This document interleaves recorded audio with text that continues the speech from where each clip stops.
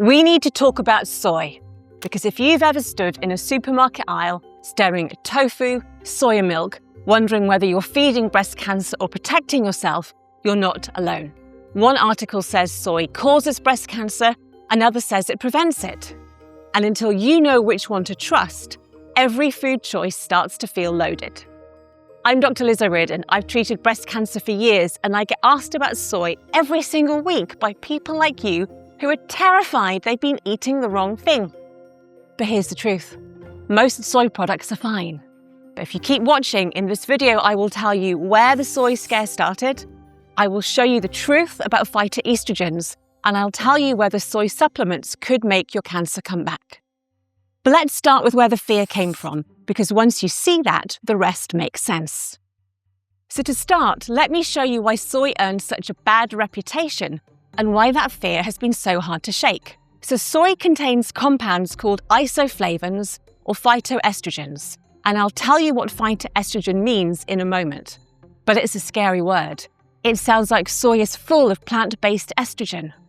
And if breast cancer is estrogen receptor positive, it's easy to see why people thought soy might cause breast cancer.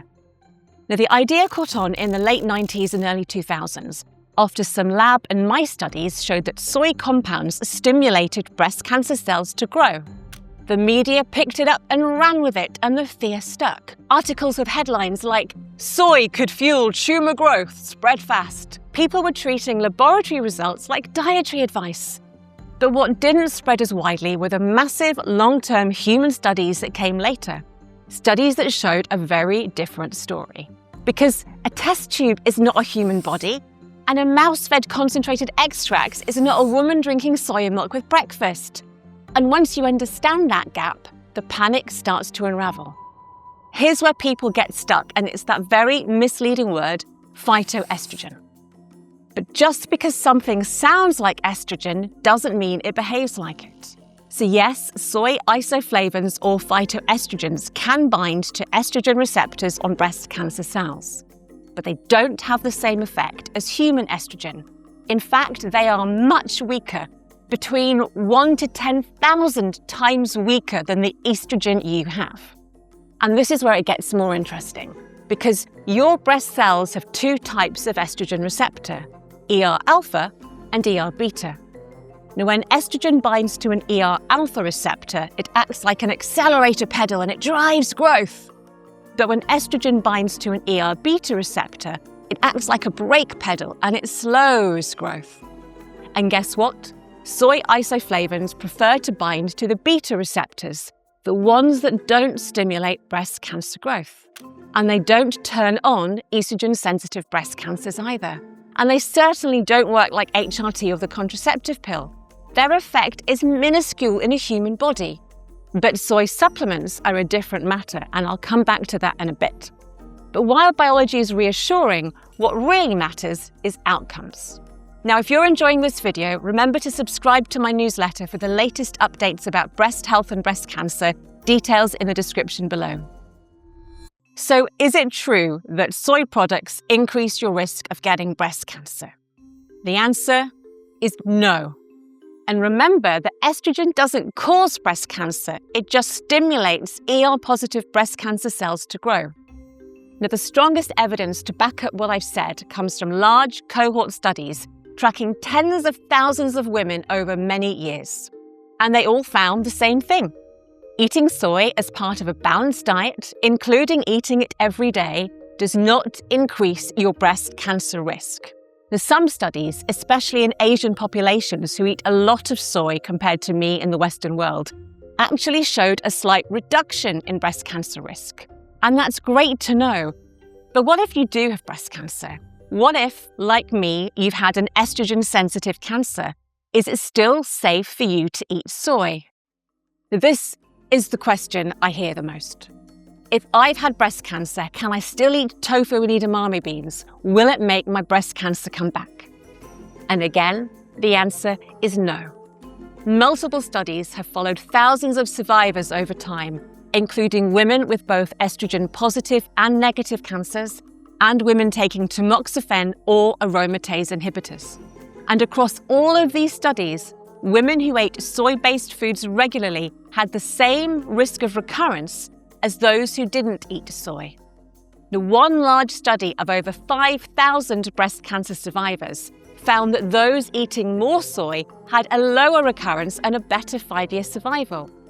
And a meta-analysis of 32 studies found a 26% reduction in recurrence risk amongst those eating more soy products, especially postmenopausal women. But before you get excited and start filling your basket with soy, what do those numbers actually mean? So if your own risk of recurrence is, let's say, 10% at 10 years, and we use a free computer algorithm called Predict to work this out, a diet high in soy could lower this to 7.5%. But you need to remember that dietary studies are based on recall and observations and one phone conversation a year. And there may have been many other reasons why the group of women eating soy had a lower risk of recurrence.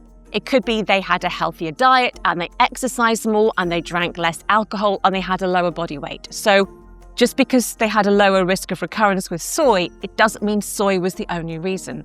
But what it does do is prove that there is definitely no harm in eating soy as part of your diet, and it will not increase your risk of recurrence. You can also be reassured that soy won't interfere with treatments like chemotherapy or tamoxifen or aromatase inhibitors, and we have the human studies to back this up. But what about soy supplements? If you've had breast cancer, you must pay attention to what I'm about to say because there is a big difference between tofu and a capsule of soy extract. You might think, having heard me talk to you today, that taking soy supplements, getting even more soy in your diet, will increase the benefits compared to tofu and edamame beans. But the problem is that supplements have far higher doses than what you get in your diet. And we have no data on how that affects someone living with estrogen-positive breast cancer like me. Those high doses could mean the soy isoflavones, the phytoestrogens, start attaching to the ER-alpha receptors, encouraging breast cancer cells to grow. And that's why all the big cancer organizations recommend you don't take soy supplements after breast cancer. So how much soy is considered safe? Well, all the guidelines recommend 1 to 2 servings a day, and that's 100 grams of tofu, a cup of soya milk, or a handful of edamame beans. And if you don't like soy, don't worry. Your breast cancer won't automatically come back because you don't eat it. But if you've been avoiding foods you love out of fear, I am giving you permission to put them in your shopping trolley again. There is no one food that will make your breast cancer come back. And if you want to know why breast cancer can come back, watch this video next. Remember to subscribe to my channel so you don't miss next week's video. I'm Dr. Liz, and thanks for watching.